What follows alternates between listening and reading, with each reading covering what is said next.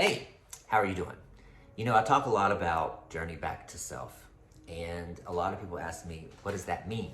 Who is self? And so today's video is about some ways that I have used to discover my true nature and who I am. You've wasted too much time dislocated from your own life. Do you know what it's like to feel invisible? If someone asked you today, who are you? Would you be able to answer? If not, keep listening. These were originally a Twitter thread, so that's why I have reading on there. But what does it feel like to be invisible in your own life? I know that I spent about 30 years feeling like a character just plopped down into a story. I just felt like my life was passing by me. And I remember specifically, I came home from work, pulled in the driveway. It was after dark, obviously. And through the window, I could see the silhouette of my kids running toward the door. They were going to greet Daddy, right?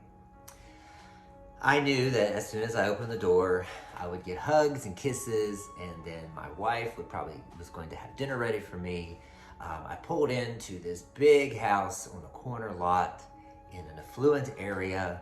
I had a great job, a good car, but I wasn't happy. I felt like someone else was living this life, and I had no purpose whatsoever. Do you know what that feels like? That is not how we are meant to exist. We are not meant to feel invisible in this life. It's too short and it's too valuable to not know who you are and what you want. Going through the motions every single day in default mode can feel numbing. Making decisions based on societal norms and entrapment of your cyclical thinking patterns makes you a living robot. What meaning does your life have? Going through the motions.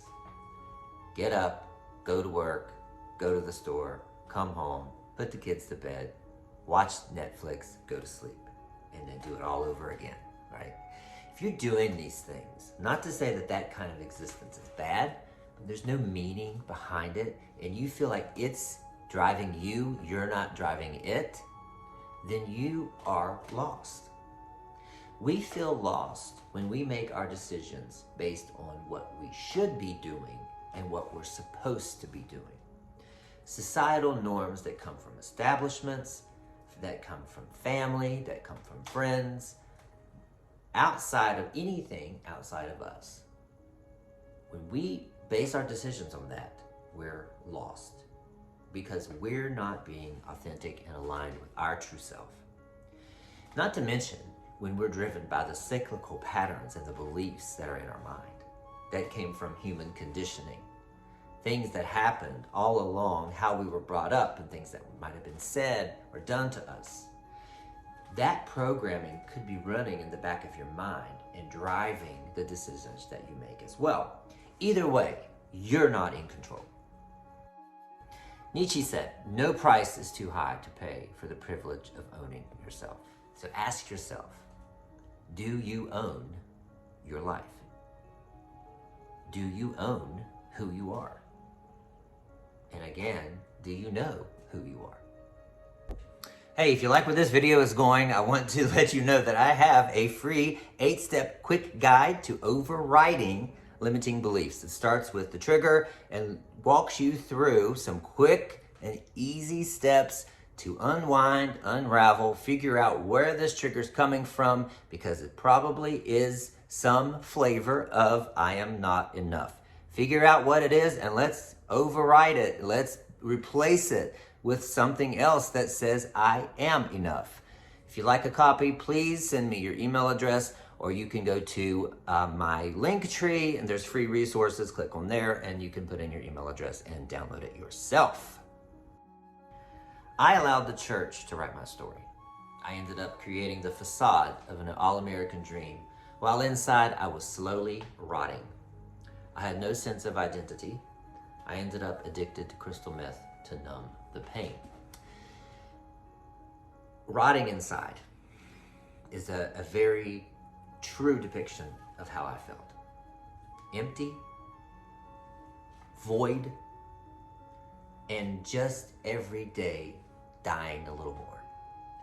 I personally became suicidal, which is a whole other video and story.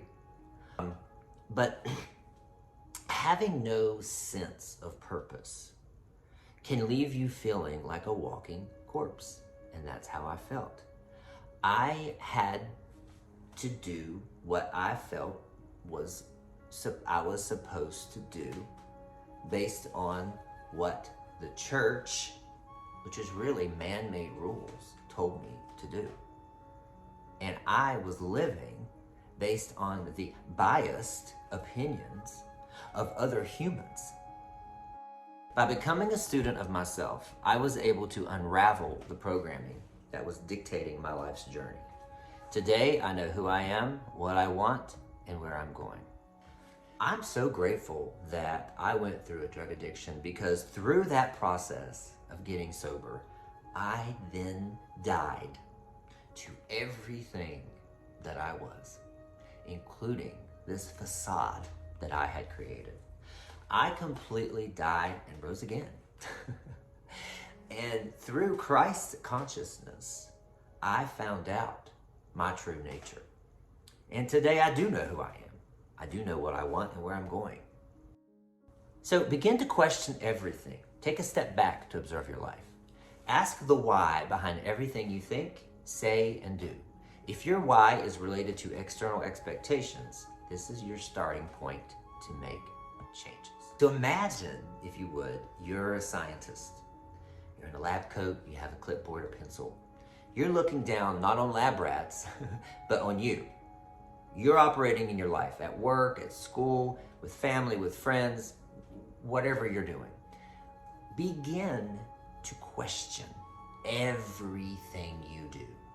When you go to the gym, are you going to be more healthy? Going to try and be like the person you see on social media? Are you trying to keep up with societal norms? I struggle with this myself.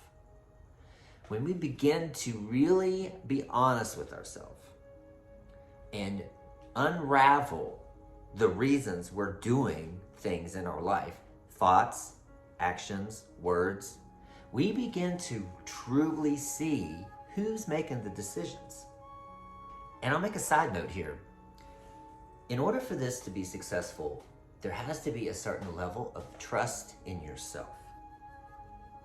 Because if you don't know yourself well enough to be able to discern what's true and what's authentic, then you're not going to be able to really unravel these decisions, because you're not going to understand when you're being honest with yourself and what's based on your beliefs. So a first step, could be another video, is learning to trust yourself, getting in tune with your spirit, soul, and body.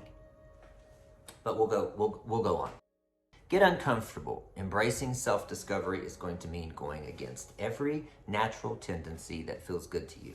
It can be painful to face the shadows of your existence and to reflect on traumatic memories that you may have repressed, but do it scared. Getting uncomfortable, I heard it all my life. Get out of your comfort zone. Get out of your comfort zone. I didn't know the true power of being uncomfortable until I started down this journey. Is when something is scary to you, that is a pretty good indication that you need to go into it. Have the courage and do it scared. But this process is going to feel like you are going against everything that feels natural. And sometimes things feel good, but that doesn't mean they're aligned. So here's an example. You weren't hugged as a child, or maybe you were hugged, okay? Whatever happened to you made you adopt a belief that hugging is support. Hugging is the way to console someone. And you see someone hurting or crying, and you walk over them and you hug them, okay? You leave the situation feeling really good about yourself. You feel like you're in alignment. It felt good inside. There's no anxiety. There's no negative emotions. You're feeling pretty good about it. But that person, let's say they leave the situation feeling offended. Their healing process was interrupted. They didn't want to be touched. They didn't ask to be touched, right?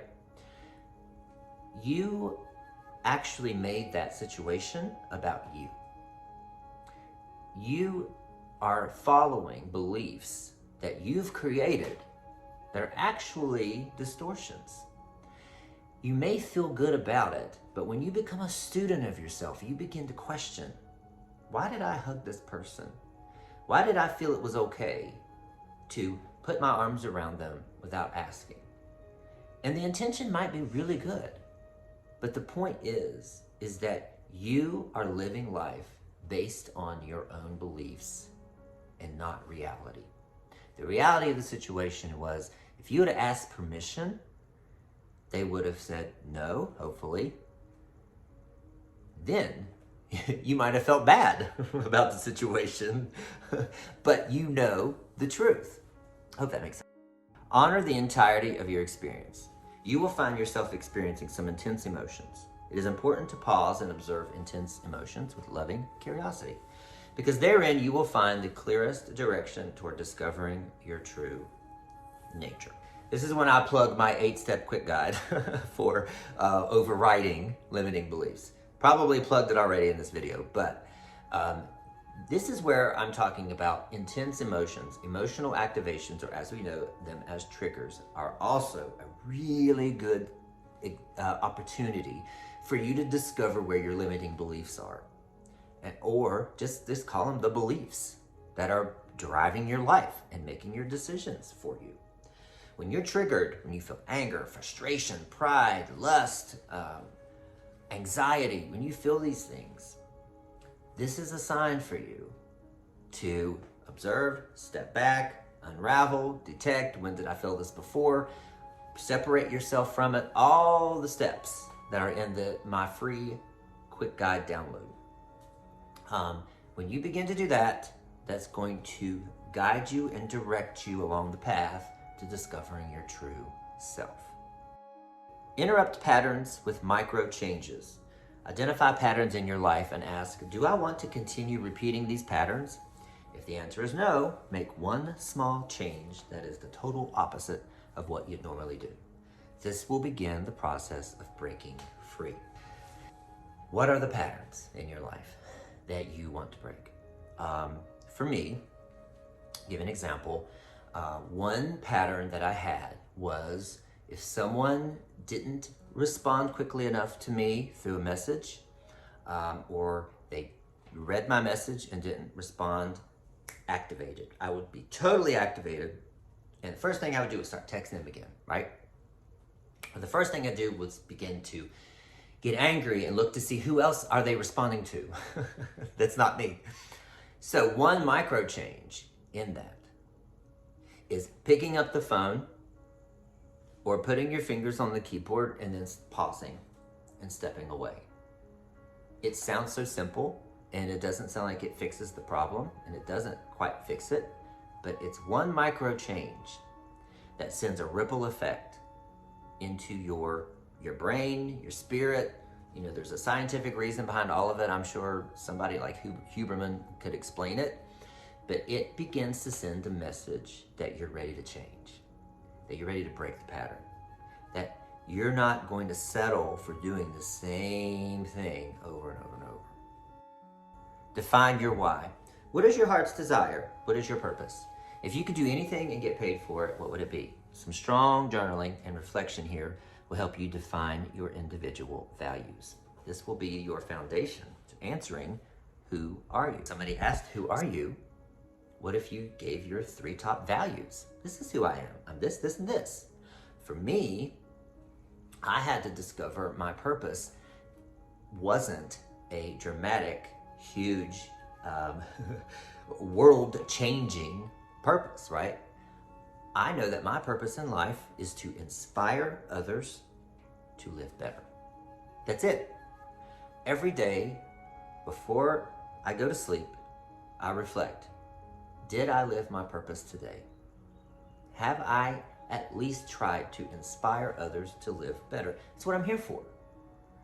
What the universe does with that, I'm ready to receive.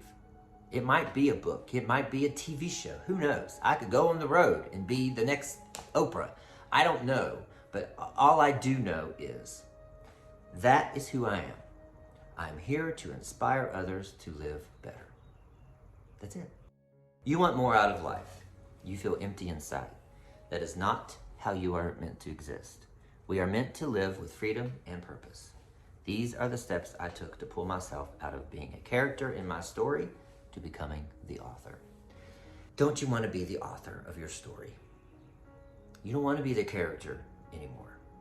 You don't want to have anything or anyone else writing your narrative for you. This is your life to create. Choose your own adventure. It's work. It's like turning the Titanic. You're turning and pausing and slowing down momentum that has taken you this far for this many years. And it can't just stop on a dime. You have to work for it. But it's worth every second. And I want to say that total healing and finding yourself is not a destination. It's gradient shades. Today I'm more clearer. Today I'm closer. Today I made a micro change. That's all it is. That's the fun of it. That's the journey. If we didn't have things to work on, what would life be? Thank you very much for joining me today. I hope that you will subscribe. I hope that you will like this video. And if you'd like to be on my newsletter, please drop your email in the comments or DM me. I would greatly appreciate it.